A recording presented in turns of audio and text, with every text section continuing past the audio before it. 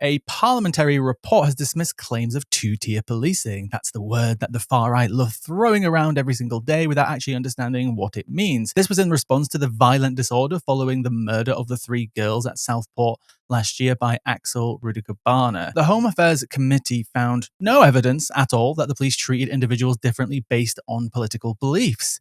Instead, officers responded to serious violence, including assaults and arson and missile throwing, with actions deemed appropriate for the situation. In the aftermath, there were 246 incidents that occurred. 88 of them were significant, leading to over 1,804 arrests and over 1,000 charges. So the report criticized those spreading baseless claims that undermine the police efforts and their morale, and it acknowledged the toll on the officers already burdened with stress and fatigue, while also praising the response. MPs also noted that the police should have been better prepared for potential unrest.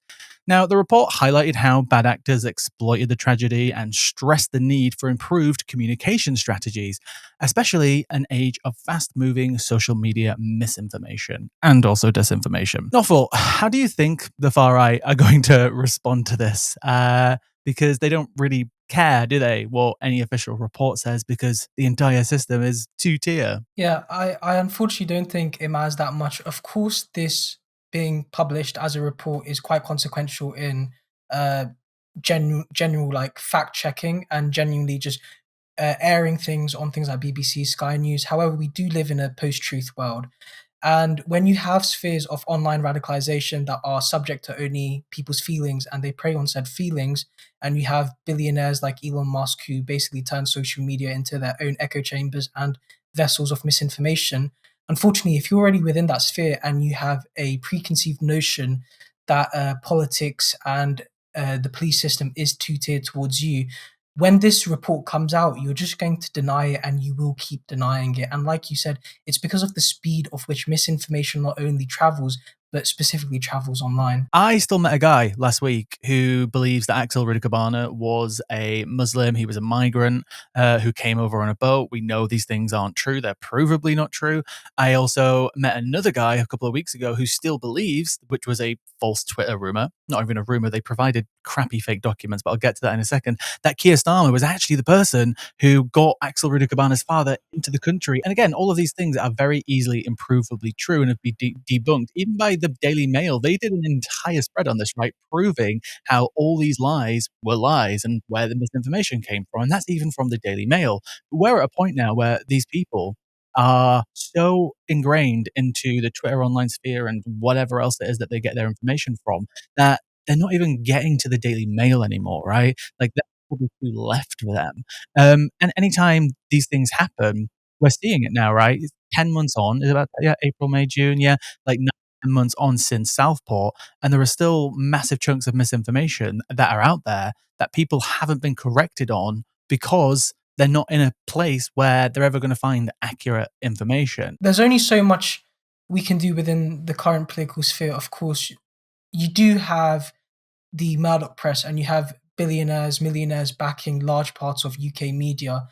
But you also have foreign agents, like I said, Elon Musk. People complain about, foreign interest coming to the country, but Elon Musk is technically a foreign interest that has control of social media that a lot of our population access and can use that whenever he likes to, simply because the way Twitter or X works now is not the same as it used to.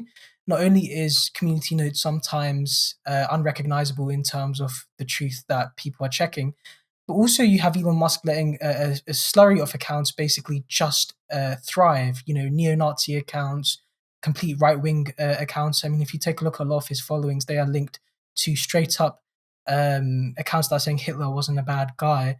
And I think it really shows that because we already live in a capitalist system, one of the easiest things you can do is push easier towards the right because the mechanisms that are already in place to allow incredibly wealthy individuals to spread information at the benefit of their profits, they can amplify the existing institutions and methods of gaining, for example, Twitter or X at a far faster rate than we can actually, as the left, turn it back to us because there's only so much we can do with the limited resources that we have and the world we live in. Yeah, there's so many cases that are coming up recently. I did a video about this recently talking about how they're literally trying to start a race war literally every day online anytime something happens. They seem to do this way more when it comes to the death of a person who is underage, like under 18. There was one in the last couple of weeks. There was that young Syrian refugee. His name was Ahmad Ibrahim. Mhm. He was 16. He was a Syrian refugee who came over quite a few years ago after he escaped after being hurt by a bomb, and now he's dead. But what happened before we found out the details of who this person was and who actually killed him? It was immediately all over Twitter. It was all over social media, and it was on Tommy's Twitter, and it's still there right now, saying that a young British boy has been killed in Huddersfield, and it was a Kurdish migrant who did it. So we heard. Because obviously they're trying to obviously now sow those little, they're trying to cover the backs when they put like, oh, so we heard. So they can obviously not be held liable if anything happens, like what happened with Southport. Because obviously the Southport rumor was like very definitive, right? It wasn't we heard this, it was this person was a refugee who just came off of a boat. And it turned out all of that was just false, but those tweets are still up there and they've not corrected themselves. There was another one just over a month or two ago, a young boy called Harvey Wilgoose who got stabbed in Sheffield. And we actually don't know the perpetrator of that because the perpetrator is underage, but everyone who is on X right now, who is within that sphere, believe it was also a migrant. Because obviously we don't release the names of people who are underage who've committed these crimes. And it's like every time one of these things happen, they almost have this protection of the fact that details aren't released straight away, or details can never be released because of the ages of the either the victim or the perpetrator. So they're taking advantage of this system and they're trying to literally cause a race war every single day. Like I said before, it's we live in a post-truth world. I mean, like I said, this report has come out, and it's a great thing from a factual perspective. However, a lot of these people simply do not care because the way that they're consuming information is within a closed system which doesn't care to check these things. And they're not journalists. You don't have journalists like we used to. You have social media, essentially pages who thrive off things like culture war, and we really saw this during 2016 in the Gamergate whole scenario. For those of you who are unaware, a lot of gamers within YouTube were essentially playing into politics. A lot of them were setting up pyramid schemes and courses like we see Andrew Tate do now because it's very profitable for them and they could prey on young men specifically very easily. And what we did see was these complete echo chambers where people would be anti LGBT, anti Muslim, and anti migrant. And what we're seeing right now is basically that, but on steroids. And it's simply because the pace of information changing, and you have people like Nigel Farage and you mentioned Tommy Robinson who now utilize these methods. It's become institutionalized, and I think it's time we start treating social media as a institution almost because it's very embedded in how capitalism allows for these things to thrive. It should be seen as a another part of the superstructure which continually lies and propagates misinformation all at the behest of right-wing politics. Yeah, and right now, even if governments wanted to take steps, we literally have Donald Trump bullying our government to try and change the Online Safety Act, right? Which isn't perfect, but it does do a lot of good. Just one thing that the Tories actually did, which was pretty decent. There's some really good legislation in there to protect, especially young people, especially on social media, right?